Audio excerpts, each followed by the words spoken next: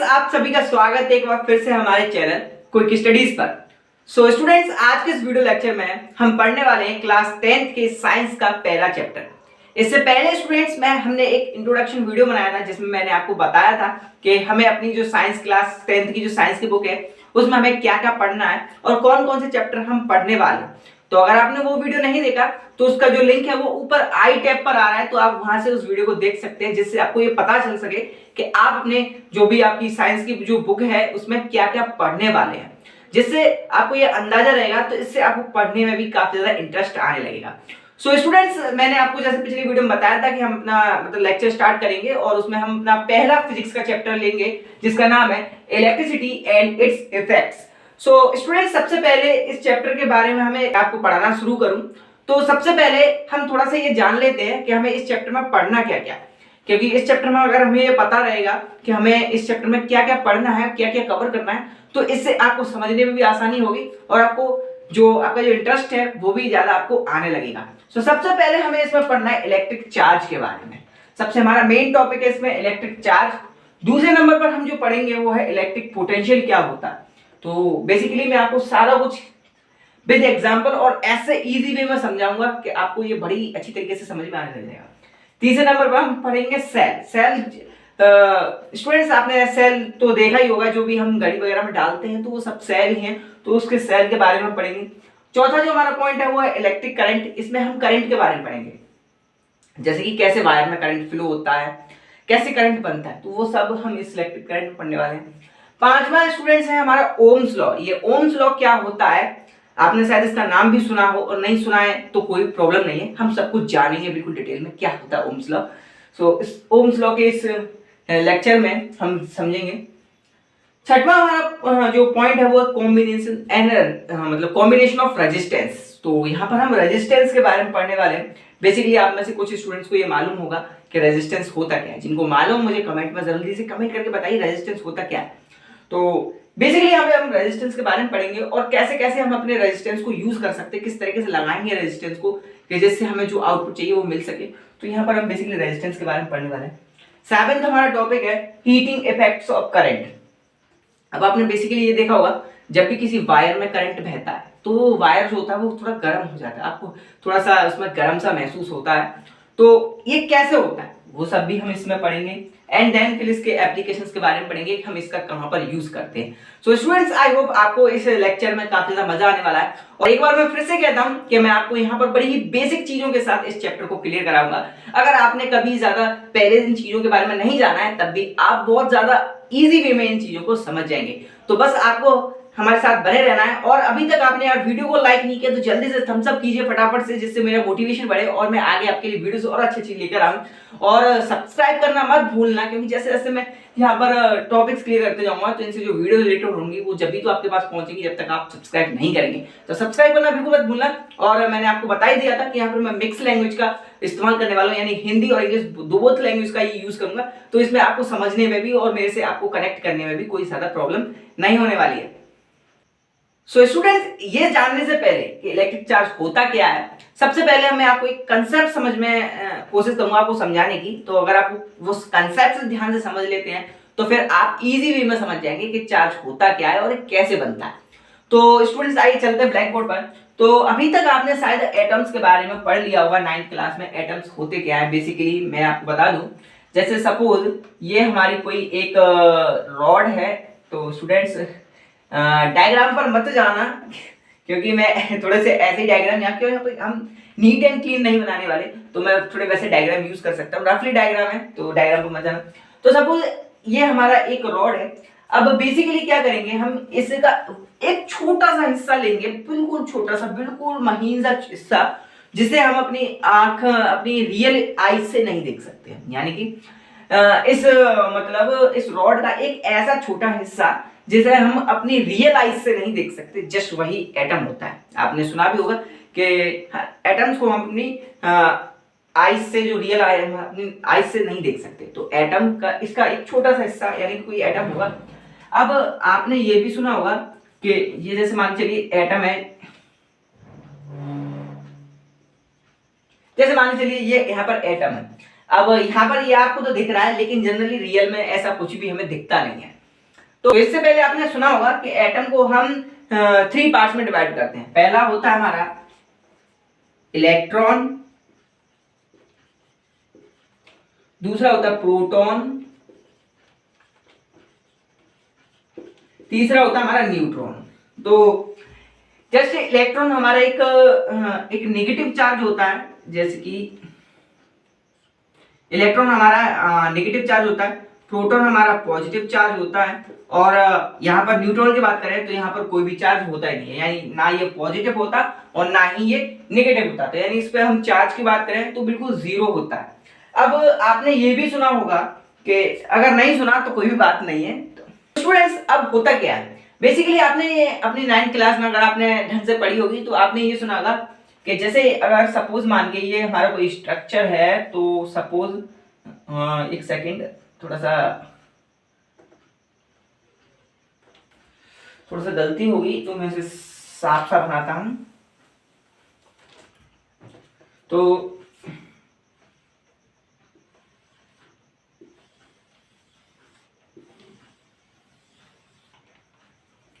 Basically हमारा structure है, यहाँ पर आपको पता है सारे प्रोटॉन्स और न्यूट्रॉन्स यहाँ पर बीच में हमारे न्यूक्लियस में होते हैं।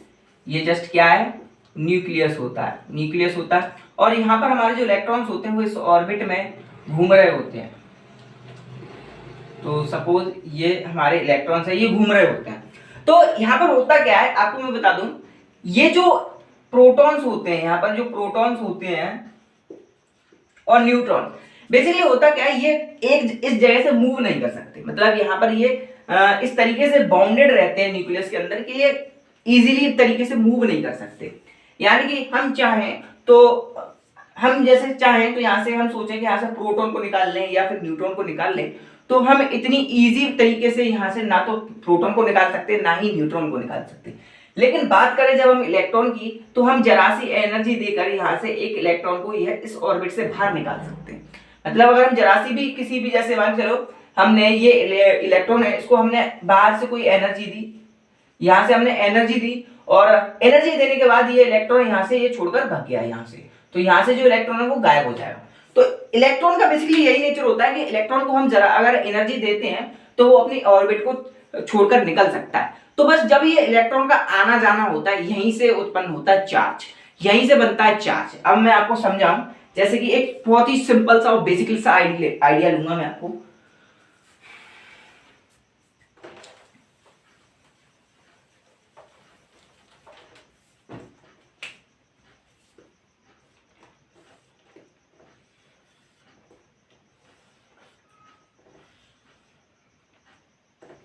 सपोज ये एक घर है, मान के चलिए ये एक घर है, हाउस है, ठीक है। अब यहाँ पर लगभग 20 लोग रहते हैं। कितने रहते हैं? 20 पीपल्स रहते हैं,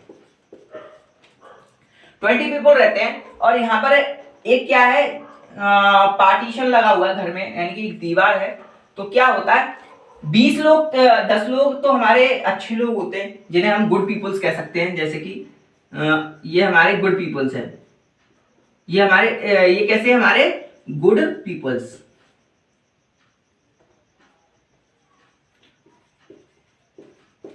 गुड पीपल्स। और ये यहां पर 10 लोग हैं हमारे, ये हमारे बैड पीपल्स। कैसे हैं? Bad people.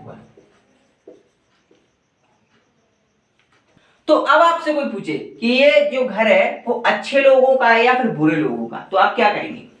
ये अच्छे लोगों का घर भी है और बुरे लोगों का भी है। यानी कि कहें तो बराबर मात्रा में कितने हैं, यानी 10 लोग अच्छे हैं, यानी 10 लोग अच्छे हैं तो 10 लोग कैसे हैं? बुरे हैं। तो यानी ना तो इस घर को हम अच्छे लोगों का कह सकते और ना ही इस घर को हम बुरे लोगों का कह सकते। लेकिन अगर अब सपोज मान लीजिए यहां से मैंने कुछ लोग गायब कर दिए, अब यहाँ पर हमारे कुछ रह गए, जैसे 8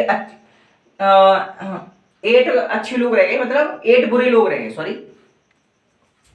तो अब सपोज मानिए यहां से मैंने 2 लोगों को भगा दिया, तो यहाँ पर क्या है, अब जो बुरे लोगों की संख्या है वो कम हो गई और अच्छे लोगों की संख्या क्या होगी? ज्यादा हो गई।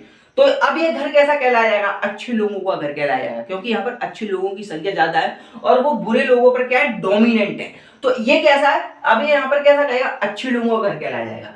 अब सपोज मान के चलिए मैंने यहाँ पर 4 बुरे लोग ऐड कर दिए।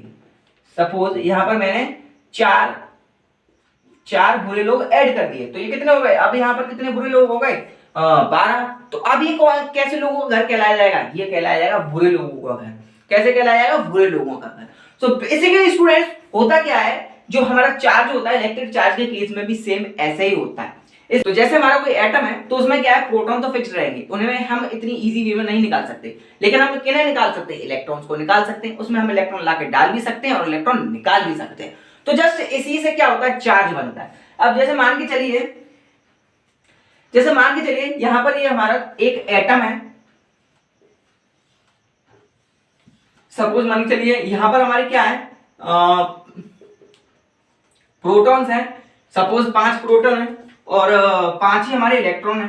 आपने पता होगा कि प्रोटॉन्स और न्यूट्रॉन की आपको पता ही होगा प्रोटॉन और इलेक्ट्रॉन्स की संख्या कैसी होती है, इक्वल रहती है। तो पहली ऑर्बिट में 2 आ गए और बचे हुए 3 इस ऑर्बिट में आ गए।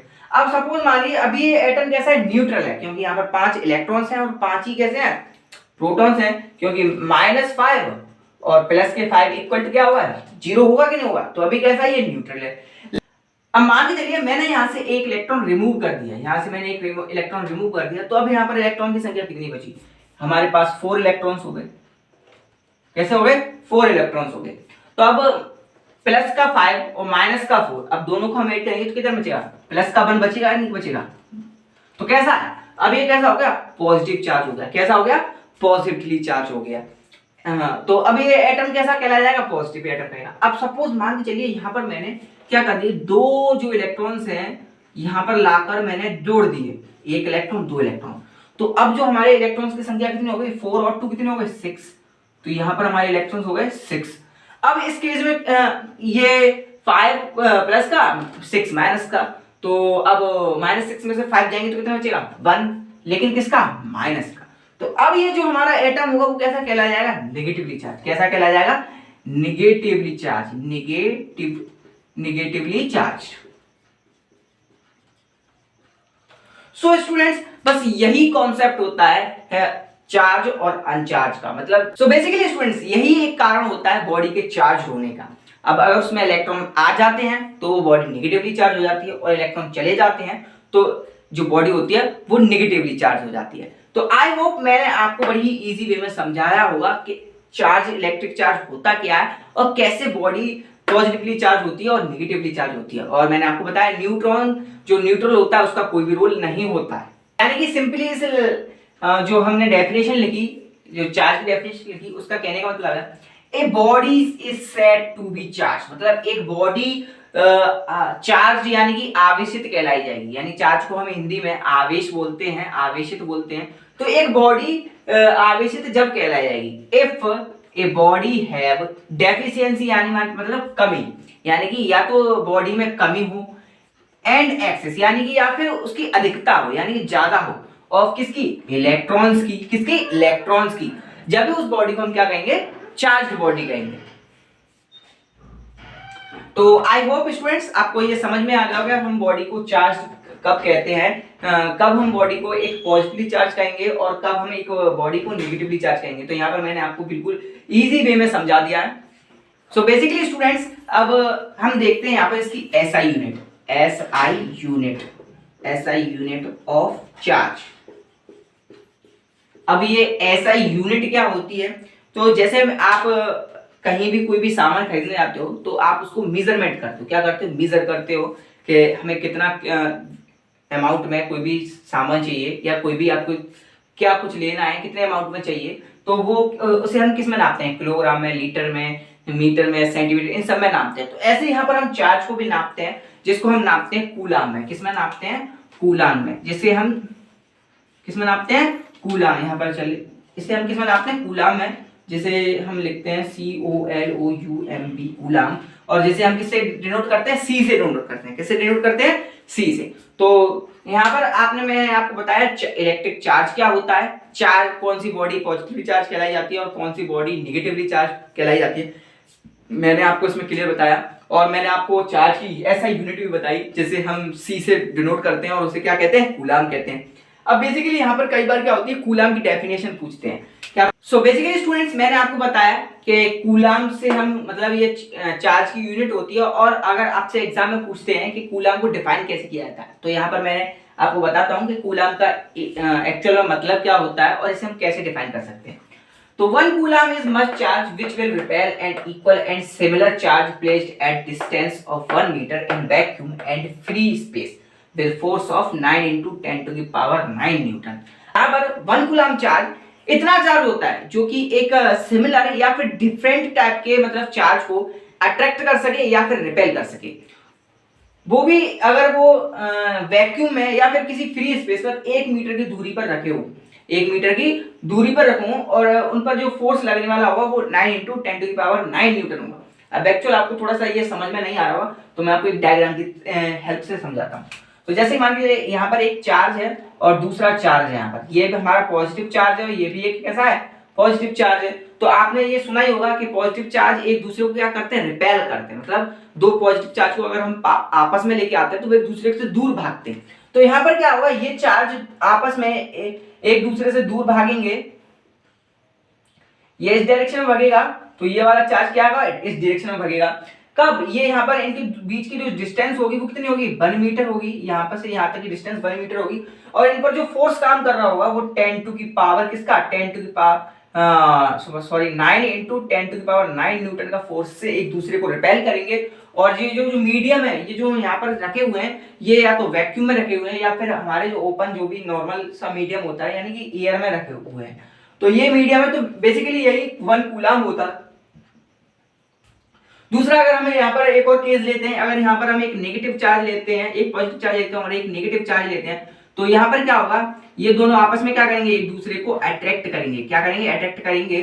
तो यहाँ पर जो डिस्टेंस होगा सेम वही 1 मीटर होगा, और यहाँ पर जो अट्रैक्शन फोर्स होगा वो क्या होगा, 9 into 10 to the power 9 newton का होगा, और मीडियम क्या होगा, या तो वैक्यूम होगी या फिर एयर होगी।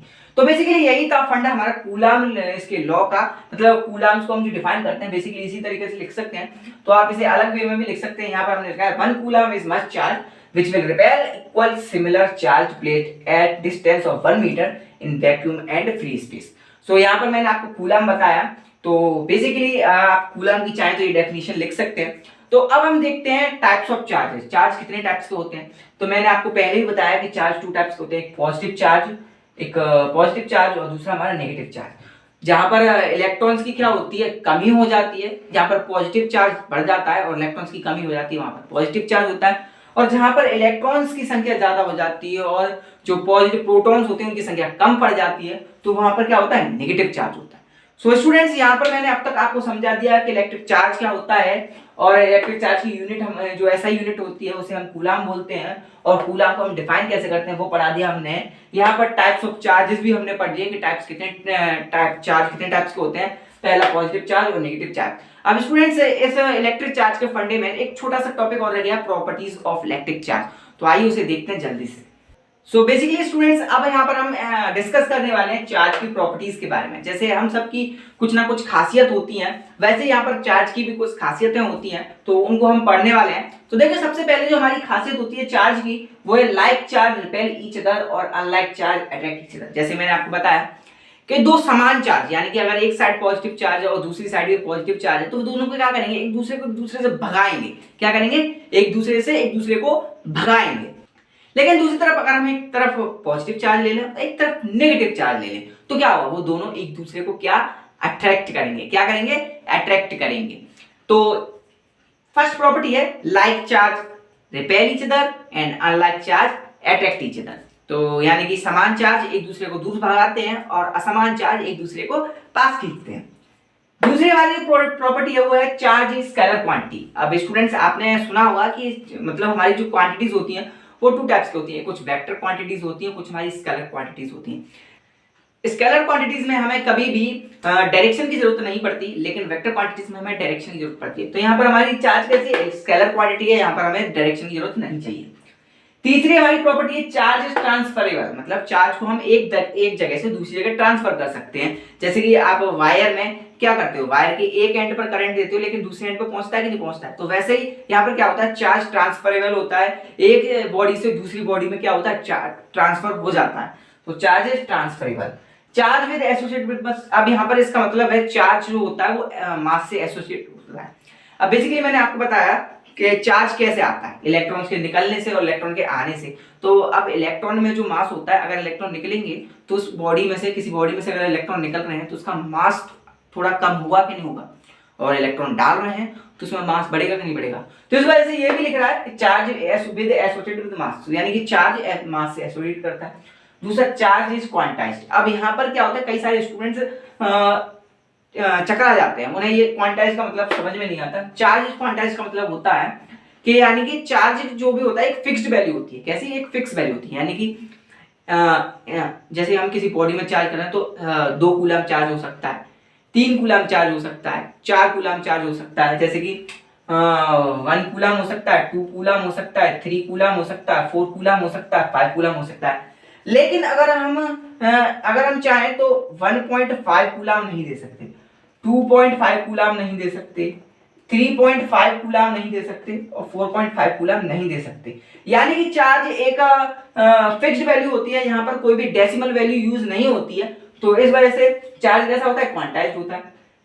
जो हमारा नेक्स्ट है वो है चार्ज इज कंजर्व्ड। अब यहाँ पर चार्ज इज कंजर्व्ड का मतलब होता है चार्ज को ना तो हम डिस्ट्रॉय कर सकते और ना ही बना सकते। मतलब चार्ज एक ऐसी चीज है जिसे हम ना तो बना सकते और ना ही मिटा सकते। चार्ज हमेशा कंजर्व रहता है, तो ये इसका एक प्रॉपर्टी है। Accelerated charge radiated energy. अब यहाँ पर क्या होता है? एक्सेलरेटेड चार्ज यानी कि जैसे ये सपोज ये हमारा क्या, जैसे मान चलिए ये हमारा चार्ज है, अभी यहाँ पर रखा हुआ है, अगर इसे मैं जोर जोर से मूव कराने लगूं तो क्या होगा? ये क्या करेगा? ये चार्ज जब मूव करेगा तो ये कुछ ना कुछ रेडिएशन एमिट करेगा। क्या करेगा? रेडिएशन अपने अंदर से बाहर निकालेगा। तो वही होती है एक्सेलरेटेड चार्ज रेडिएट एनर्जी। अब लास्ट हमारी कुछ प्रॉपर्टीज है, वो है subscribe the quick studies now, यानी कि हमारे चैनल को जल्दी से सब्सक्राइब कर लीजिए अभी तक आपने अगर सब्सक्राइब नहीं किया है। बेसिकली ये कोई प्रॉपर्टी नहीं है, तो यहाँ पर मैंने लिखा है subscribe the quick study now, तो सब्सक्राइब कर लो। और दूसरा लाइक नाउ एंड शेयर, मतलब लाइक करो वीडियो को और जल्दी से शेयर कर दीजिए। सो स्टूडेंट्स, आज का जो वीडियो लेक्चर है वो यहीं खत्म होता है। यहाँ पर हमने काफी ज्यादा इलेक्ट्रिक चार्ज के बारे में एक्सप्लोर किया है, इलेक्ट्रिक चार्ज होता क्या है, कैसे क्या होता है इलेक्ट्रिक चार्ज में, हमने सब कुछ एक्सप्लोर किया। हमने यहाँ पर टाइप्स भी देखे इलेक्ट्रिक चार्ज के और प्रॉपर्टीज भी देखी इलेक्ट्रिक चार्ज की। तो स्टूडेंट्स, आपको ये लेक्चर कैसा लगा कमेंट में जरूर बताइएगा, रेटिंग जरूर दीजिएगा। आपको कैसा एक्सपीरियंस लगा हमारी पहली क्लास में, तो रेटिंग जरूर दीजिएगा। और अगले लेक्चर में मिलते हैं, तब तक के लिए अगर आपने डोंट फॉरगेट टू सब्सक्राइब, अगर सब्सक्राइब नहीं किया तो सब्सक्राइब कर लियो जाके, और लाइक करना मत भूलना, क्योंकि मुझे मोटिवेशन मिलेगा। क्योंकि आपके इस वीडियो को लाइक ज्यादा आएंगे तो मुझे नेक्स्ट वीडियो बनाने में काफी ज्यादा मोटिवेशन मिलेगा। तो जल्दी से लाइक एंड सब्सक्राइब करते रहिए और शेयर कीजिए अपने दोस्तों में, जिनको नहीं समझ में आती है साइंस तो उनको शेयर कीजिए। तो जल्दी से शेयर करते रहिए। तब तक के मिलते हैं नए लेक्चर के साथ और हमारे साथ जुड़े रहिएगा। तब तक के लिए बाय बाय।